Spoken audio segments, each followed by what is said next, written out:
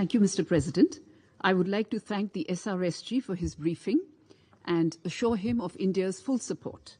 I also welcome the presence of the Libyan ambassador at the meeting. The situation in Libya is indeed concerning, as we have heard from the SRSG. The Security Council has in the past expressed its condemnation of the violent clashes in Tripoli. Last month, we have seen more clashes between armed groups in Libya, leading to civilian casualties. Mr. President, as we have been mentioning, the political stalemate and the subsequent mobilization of armed groups in Libya has the potential to undermine the gains made since the beginning of the ceasefire agreement in October 2020. There can be no military or armed solution to the issues facing Libya. This point needs to be emphasized by the international community, including by this Council. The immediate priority is to resolve all outstanding issues in arriving at a constitutional basis for holding presidential and parliamentary elections. The holding of elections at the earliest in a free, fair, inclusive and credible manner is an urgent imperative. Violent clashes that are recurring regularly between the armed groups bring into focus once again the dangers posed by the continued presence of foreign forces and mercenaries in Libya.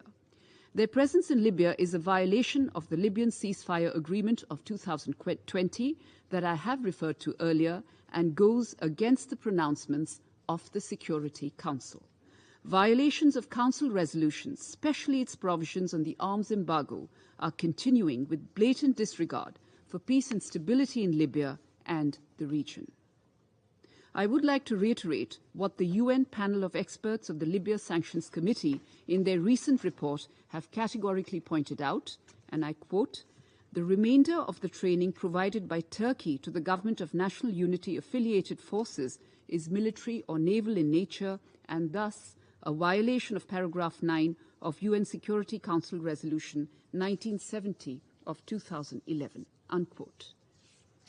We remain concerned at the resurgence of terrorist activity in Libya, and we reiterate that terrorist groups and affiliated entities must not be allowed to operate unchallenged in Libya. Terrorism emanating from Libya is bound to have cascading effects in the Sahel region, and it is therefore important for the international community to address it at this stage itself so as to avoid its collateral consequences in the wider African continent. Mr. President, the political process in Libya should be fully Libyan-led and Libyan-owned with no imposition or external interference. India, for its part, remains committed to supporting Libya and the Libyan people in their endeavor to seek lasting peace and stability.